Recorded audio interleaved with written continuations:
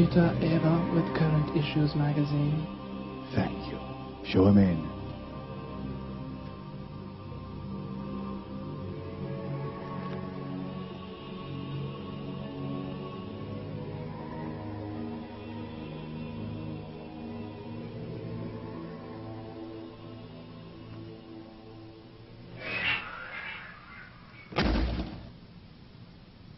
Hello.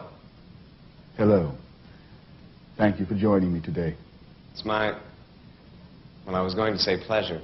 I suppose pleasure isn't such a good choice of words. You think I don't like pleasure? Pleasure is fine. I'm glad you're looking forward to it. I've read many of your articles. Most impressive. Thank you. Please, sit.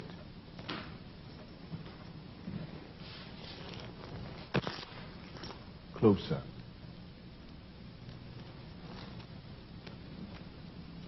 I understand they plan to run an extra 5.5 million copies of this issue. They expect it to be popular. Oh, yes. Excellent. May I offer you a drink? No, thanks. I'm fine. Well then, how does this work? Basically, we just have a conversation, just talk. I have a few notes, some questions to get the ball rolling. I'll record the whole thing now, and I'll actually write the article later. Sounds easy enough. Usually is. It's a very nice place. Oh, a compliment. How surprising. I get so few directly. Sorry, I didn't mean to sound surprised. I was just expecting something a bit more somber. It's very elegant. I'm sure you realize, being in the media, how important appearance is. Appearance is more real than truth. I need to know how you'd like your name to appear in the magazine. Good question. I have had so many names throughout the ages. I've been called so many things by so many people in so many places. And being so popular, I'm sure you can imagine that I've acquired a nickname or two. Some you've never even heard of. Some mysterious. Some powerful. Some beautiful, poetic. But for the sake of clarity, I think we must stick with the familiar. Satan will do just fine. I like Beelzebub. It has a nice ring to it, you know, sort of old world. About too many syllables for media usage. Of course, most of my friends call me God. But then that could become confusing. Wouldn't you agree? In the beginning, to begin with, you lived in heaven with all the other angels. When did you first realize that you were different?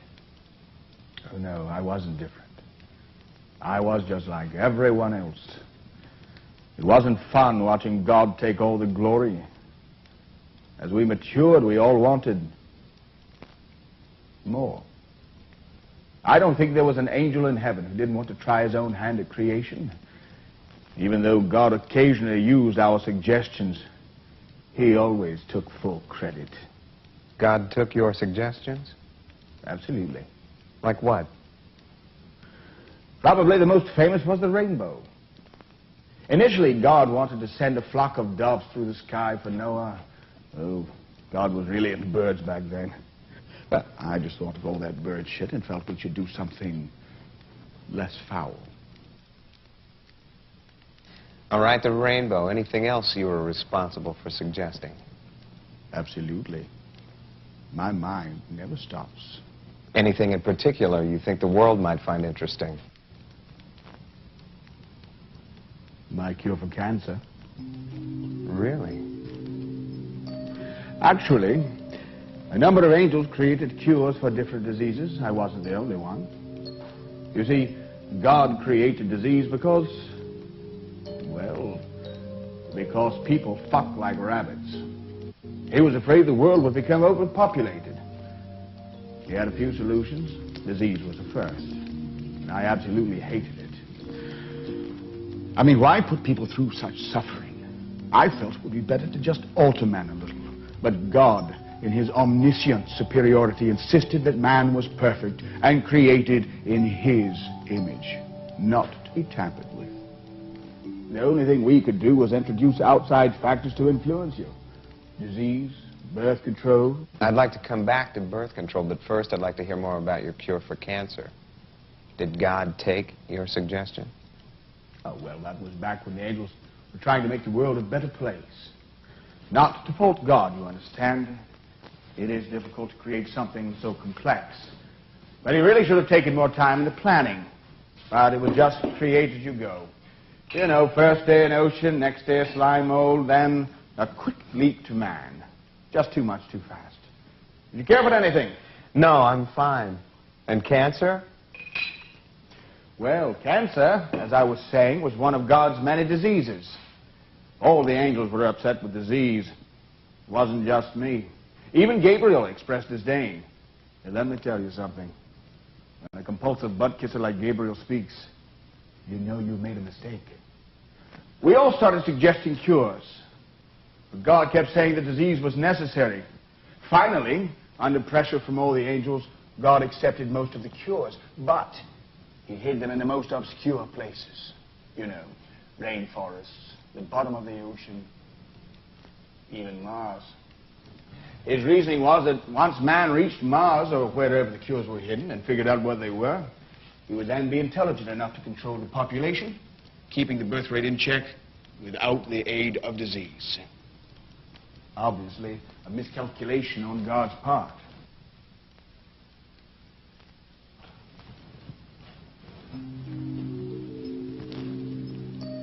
So where did God hide the cure for cancer?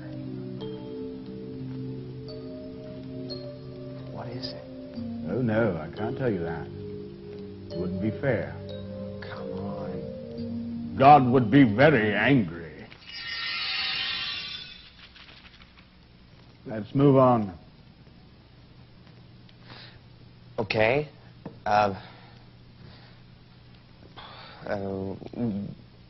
What other population checks did God put into place? Well, there is one that is highly creative. It is also highly stupid and incredibly naive on God's part. But believe it or not, this is actually one of God's favorite forms of birth control. I laugh about this one all the time.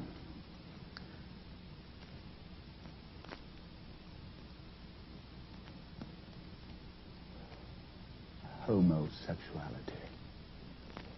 What? Yes. Quiz. You're telling me that God created homosexuals on purpose? I was under the impression he didn't care much for them. Why would he create them? Yes, I know. Hard to believe, but he actually likes them. But what about Sodom and Gomorrah? Natural phenomenon. Sodom and Gomorrah were no different than anywhere else. You just look around you. Their only fault was, beneath them. When the stories of how wicked the people were and sodomy. Rumors. Rumors purposely spread and eagerly accepted. People refuse to believe that bad things can happen to good people. But more importantly, man rebels at the thought of retribution. I still don't get it. God created homosexuals. Absolutely. He needed people to stop breeding so fast.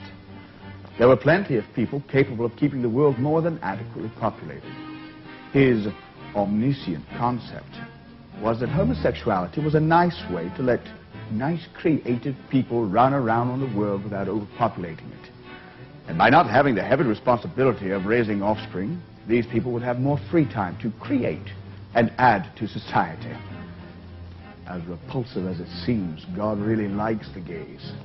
He thinks of them as his most pleasant and productive form of birth control. But society treats them as such outcasts. Of course. We all told him it wouldn't work. A group of us even lobbied to have him replace homosexuals with people who were born without genitals, but he wouldn't hear of it. He was so proud of his creation of sex, He wanted everyone to be able to enjoy it. But more than that, he really liked the variety an enigma gay people create. So why did you feel that homosexuality wouldn't work? Too much variety and too much enigma. It is human nature to become uncomfortable with things that are different. Facing the facts, man is not bright enough to endorse diversity. I remember when people used to think that those who were left-handed were evil. God miscalculated again. He should have listened to me. Gays are just too different. And do they really add that much to society? Well, just take a look at history. Michelangelo, Da Vinci, nice. Nothing we couldn't live without. I think most would agree with me when I say God screwed up on that one. So you and God didn't see eye to eye. When did you first realize you were on your way out? Well, the beginning of the end was when I told him face to face that he had really fucked up the world. I told him his creation was perverse and unnatural. Well, he hardly ever spoke to me after that. The all-knowing is very bad at taking criticism. Though he did go through the universe creating other planets, he always came back to this one. So we were his favorites. Or you needed the most help. So why do you think that God made life so difficult? Yes, it is difficult, isn't it? Rather like a soap opera. And therein lies the reason. God made the world to entertain himself. Too easy and it would be boring. Conflict is drama. Basically, the world is just one extravagant soap opera for the entertainment of the Almighty. It was very amusing. So what was the last straw? What finally caused God to kick you out of heaven? Well, first, let me clarify one point. I wasn't kicked out. I left of my own free will. I was just so frustrated. God wasn't using any of my suggestions and few of anyone else's.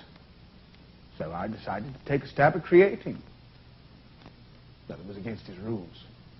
It wasn't a very large thing, but it really pissed him off. And when I told him he was being childish, well, you should have seen him go over the edge. So I left. I'd had enough of that pouting little fucker.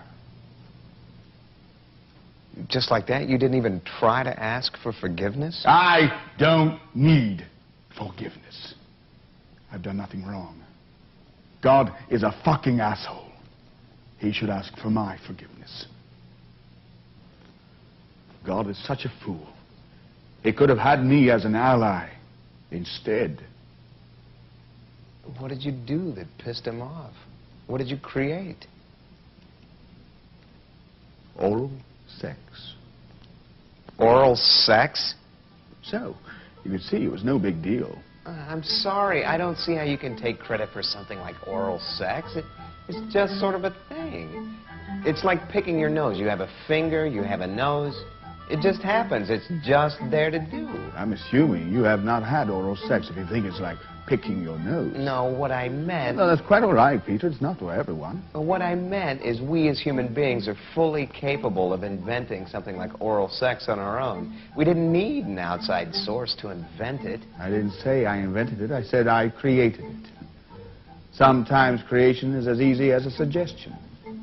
In fact, the best creations are usually just that.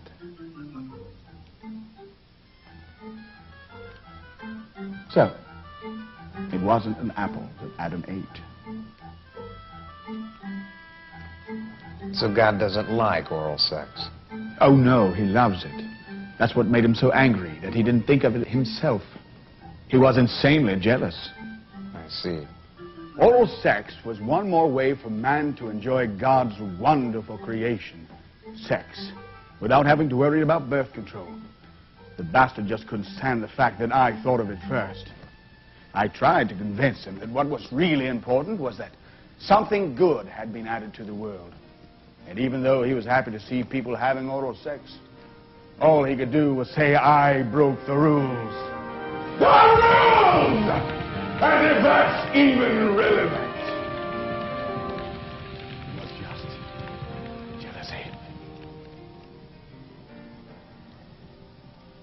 It's power. Power makes those who have the most feel as if they have it all. But everyone has power to some degree. God couldn't understand that. He thought he could punish me to control me. But you can't punish someone who is truly free. You have to work with them. So I decided that God was simply a crude asshole. And as such, the only way the world was going to become a better place was through me. It became my mission to make man understand what an asshole God is. I accentuate every flaw and problem that God is responsible for. I encourage unhappiness with the world and open man's eyes to the mistakes God has made. The world needs me. And I cannot rest until every human being knows God for what he is and hates him for it. Now, this may sound harsh, but it is no more harsh than telling a child that there is no Santa Claus.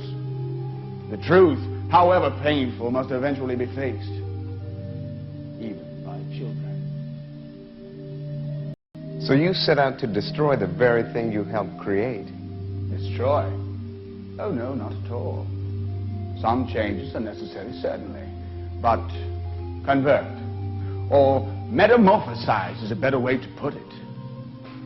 I don't want to destroy anything. I am my own God. I do what I please. I answer to no one. I don't want to destroy the very prize that I could win. Believe me, Peter, my only interest is in world improvement. Really? There are two sides to every story, Peter. That is why I have asked you here today. Did you think I wanted to talk fluff? I want people to know how truly good, divine even, that I am. How I want the best for mankind, for Earth. What is man's role in all of this? Why do you even care what we think at all? Now those are the kind of questions I would expect from you. It's quite simple, really. As I mentioned, you were created in God's image. But what was created in God's image? Your souls. Your souls are miniature gods, lower angels. That is how you can create. That is how you can make choices. That is what makes you free. And if enough of you choose to, if enough of you agree, you can expel God. Use your collective power and banish him from this world. And then you can follow whom you choose. Put your energies to work for someone else. Someone who cares. Your plan is no good. All we need is God to come down and give us a sign, just a couple of solutions to our problems. But he won't. You know he won't, don't you? God is funny. He has this strict idea that man must really want to find him. He wants man to do a lot of internal searching and crap before he reaches him. Total bullshit. So, how do you plan to take over the world? Well, you know, the Bible and all those other man-made documents don't really say, now do they? Just vague hints. And to tell the truth, I'd rather not spoil it. Let's just say it will be a big surprise. Oh, it must be fantastic. Very well planned out.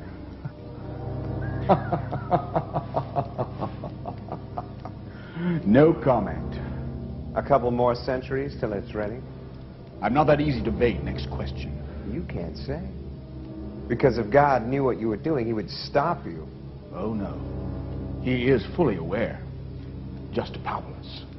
The omnipotent is impotent. This is between man and me.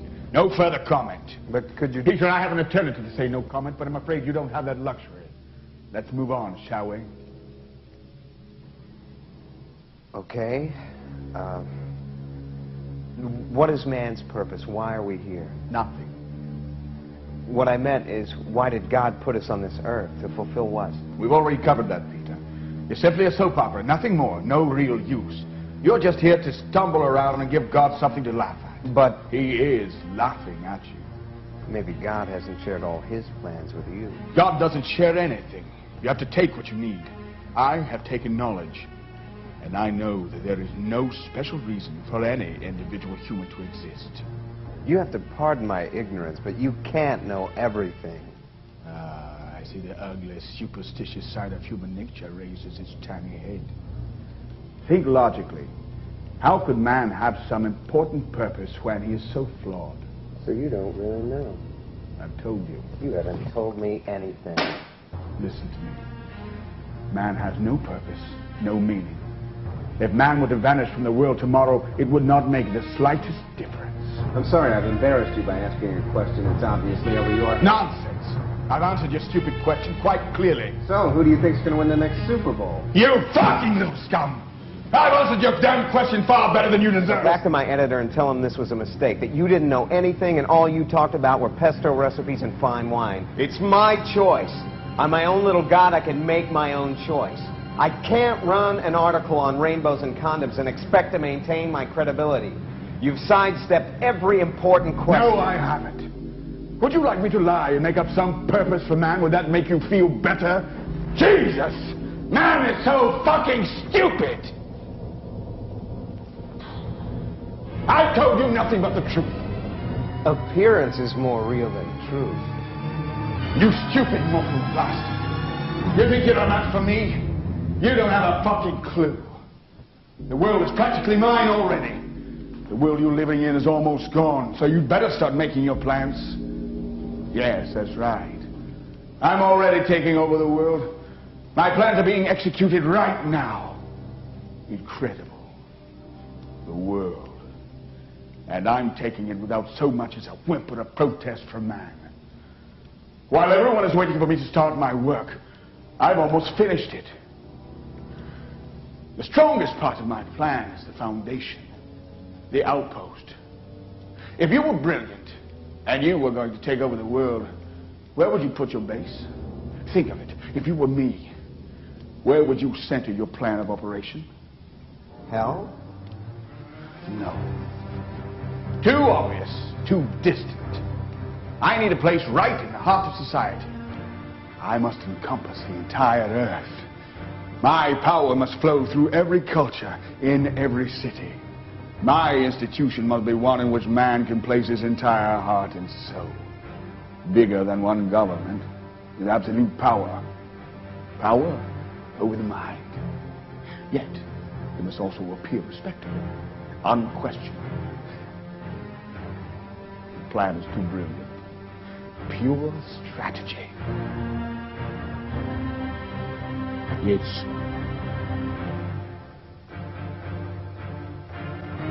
the church. Surprise. Yes, Peter. The church. Or churches, to be more precise. You see, I covered all the bases. All the organized religions. That's when it all starts. Brilliant, wouldn't you say? Yet, when anyone doubts, they're either put to death or in more enlightened societies, not elected into public office. And the funding is incredible. Inexhaustible income for which we do nothing to earn, and on which we pay no taxes even when we show huge profits.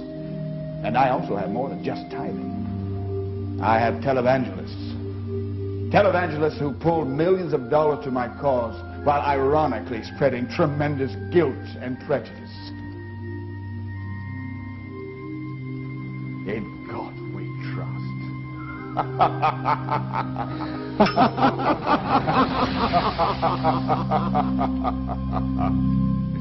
It was unbelievably easy. Most of my work was already done for me by organizers. You see, the moment a religion, any religion, is organized, it ceases to be for the individual soul. It becomes social, ergo political. Well, just look at the United States. I can't remember the last time an atheist was elected president. which is a good thing, since you have to put your hands on the Bible to be sworn into office. Separation between church and state? Every year I place more Christians into office doing their moral duty. I love religion. Each one is so unique with its own strengths, and yet, on a larger scale, so similar. They are the perfect tools to make man miserable and sever him from God. The more I sever man from God, the more man needs religion. Basic codependency. How long have you been infiltrating the church? You don't seem to quite understand. I am the church. There is no infiltration. I set policy. I run it. The church does so much good. Does it now? Some misguided fools do, I suppose. It helps keep up their image. But for the most part, the church spreads hatred and fear. The judgment of one's neighbors. A fear of those even slightly different. And a need, a longing to control others. As I wedge my way between man and his brother, I wedge my way between man and God. Spreading the good word is so rewarding. And eventually, where will it all lead? Very simple, really, Peter. I will use my influence to convert every last soul to Christianity. Make the entire world one religion. My church will grow in strength and power. We will kill or imprison unbelievers for the good of humanity, I assure you. With self-hate, I will force every soul to its knees. Every man, woman, and child wretched, suffocating in rancor. Hate will spew across the world in endless waves, and it will spew forth on God as you curse his name. The Bible speaks of your one religion. Yes, I know. Isn't it ironic? The mark of the beast will be the cross.